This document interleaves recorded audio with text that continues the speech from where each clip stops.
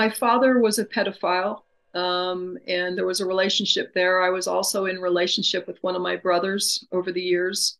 I see this as an altar for both of us.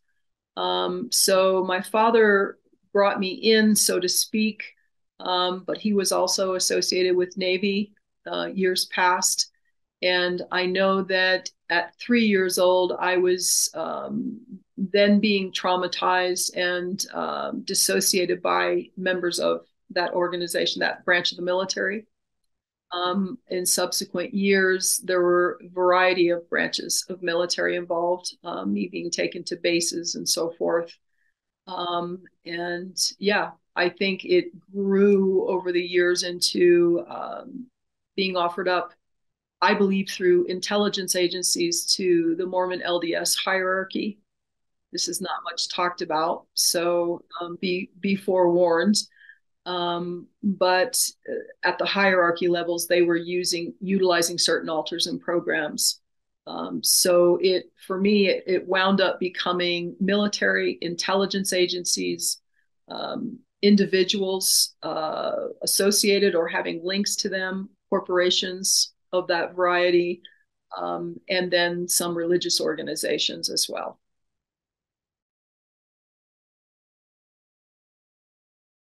I I came into this through my own memories, actually, and they didn't make sense. Of course, it was massively confusing, having lived what looked like a particular life course, and then having been flooded off and on with these horrific memories that didn't seem to fit into the narrative of my life. It was deeply troubling. I attempted therapy many years ago.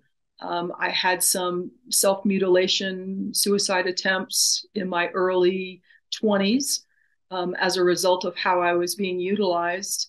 The therapist had no knowledge of this, so we did engage in therapy. Which one individual was an extremely compassionate man, extremely. I still see his face, and though he didn't understand what I was going through, it gave me a lot of hope that there were people out there that were genuinely human beings and concerned.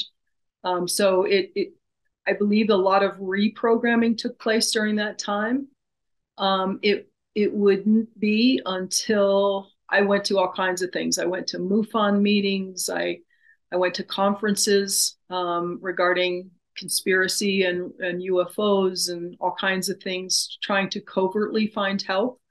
But it wouldn't be until 2007, 2008 that I started going with more awareness, that I had voices telling me in my head, don't go there, you're outing us, that kind of thing. But I went anyway because I felt as though I was going to die any moment, which went on for years. And I wound up going to an international UFO Congress conference. I worked it so that I could afford to be there. I was there for 11 days. And at the end of it, a man approached me, which turned out to be a potential handler who was also MK Ultra. But he had information that I needed. So I took a chance and I wound up in Salt Lake City with two ex-Mormon LDS who were speaking out. One was very vocal, and it was a very unusual circumstance that I was programmed to him. I won't go into that, but my programming was breaking down enough.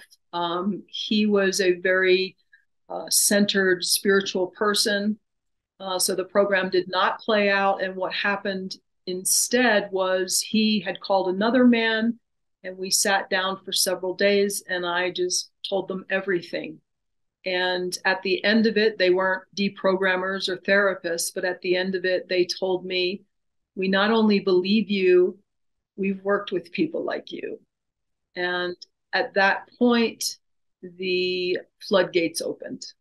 It still almost chokes me up because it was as if my altars said, we're finally safe, somebody's listening. And they began presenting memories 24/7, literally flooding me with memories.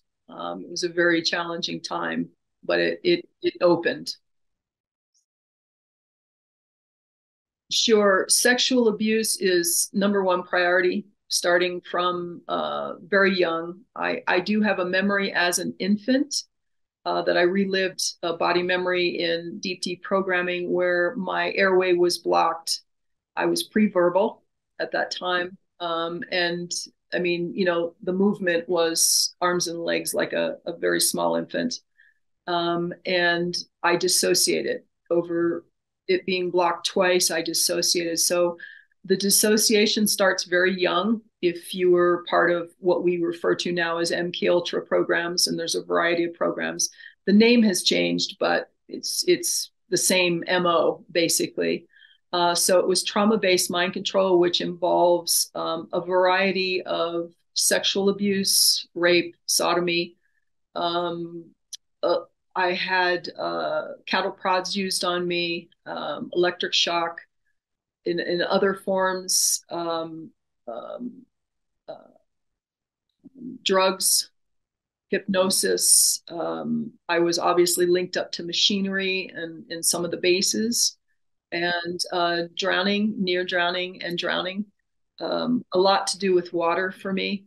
And I believe there were also alternative objectives with putting me in water, not only to traumatize me, but some other objectives that they had.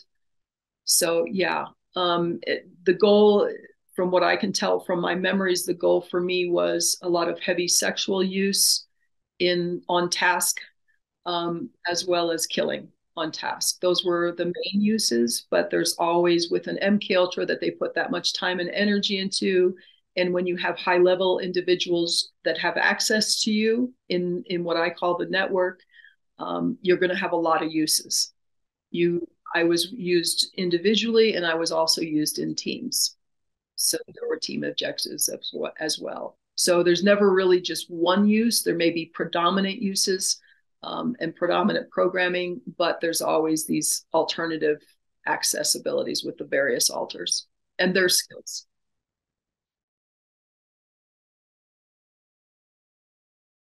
There's quite a wide variety.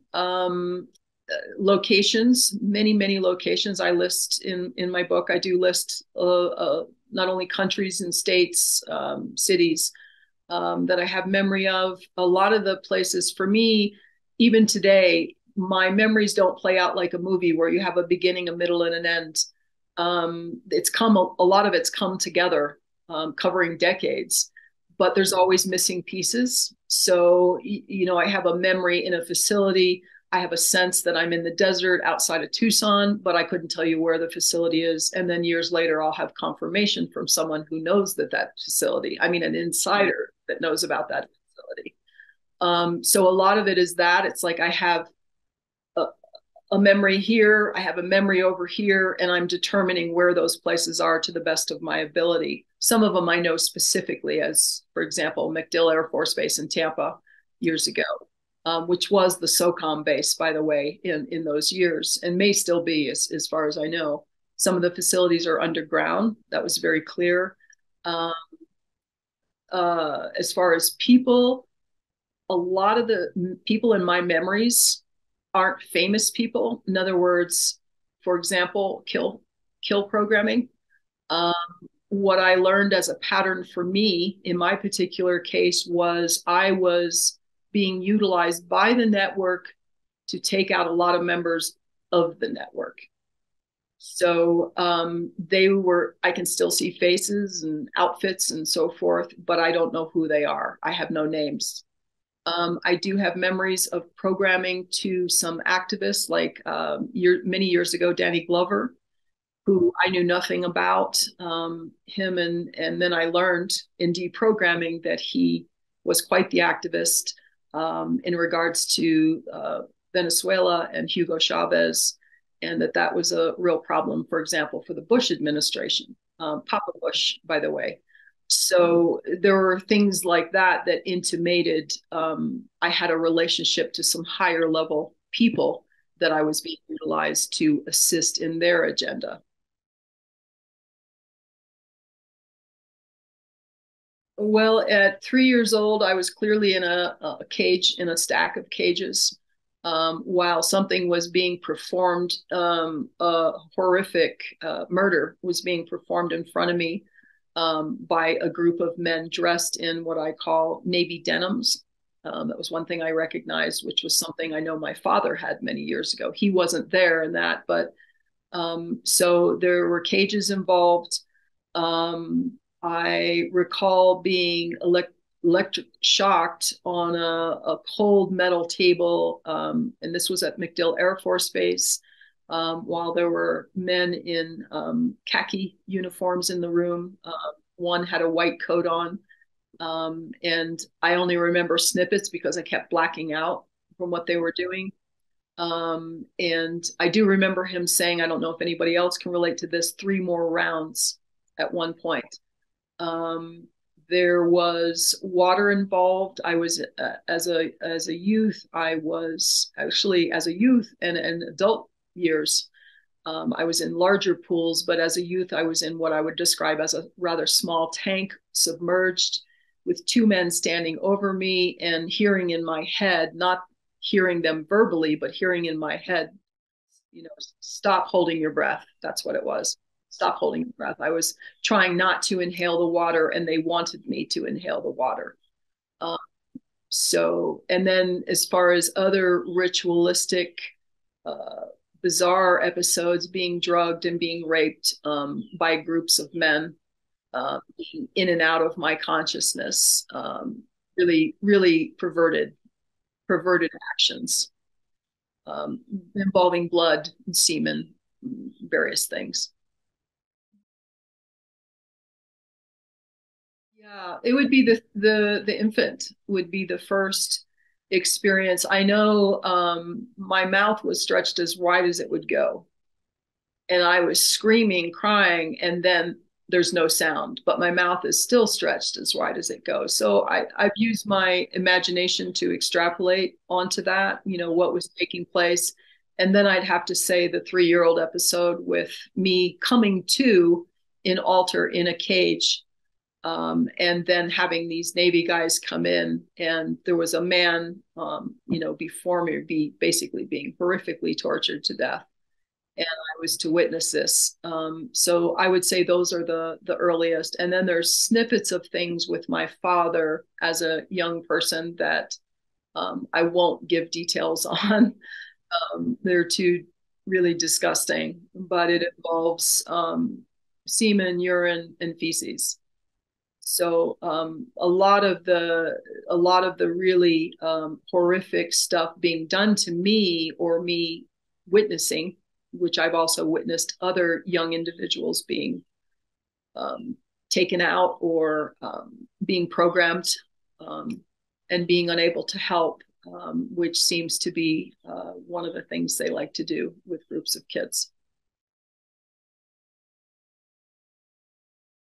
Wow, yeah, that's I could go on for a while on that one. I guess what I would say is that this has been around a very, very long time. This isn't new to this modern age.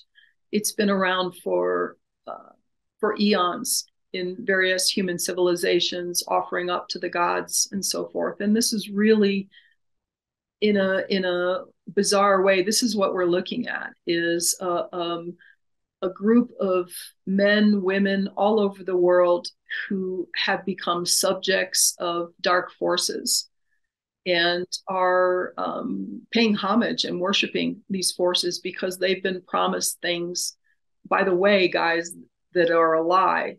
Okay, nobody gets out of this. And even the minions that are being used, the men and women in corporate, military, intelligence, politics, government, law enforcement, you name it. I don't think they realize what I know, and that is you're expendable as well, and will be gotten rid of at the right time. But they've been promised things, and they're actually under a spell themselves, under a version of mind control as well. And a lot of these are coming from families, long bloodlines that have been involved with Luciferic satanic worship for a very long time, hundreds, if not thousands of years. So this is very real. It has morphed into a more modern version, uh, where what was done to me as a trauma-based survivor doesn't necessarily have to happen the same way anymore as the technologies have grown and they are now remotely tapping people, which needs to make people wake up to the fact that this is a global issue now and they can choose someone anywhere, anytime. It's not the same as trauma based mind control in my era in 1962, but that still exists as well. So we've got trauma based mind control still continuing, and we've got targeting on a whole new level technologically and spiritually.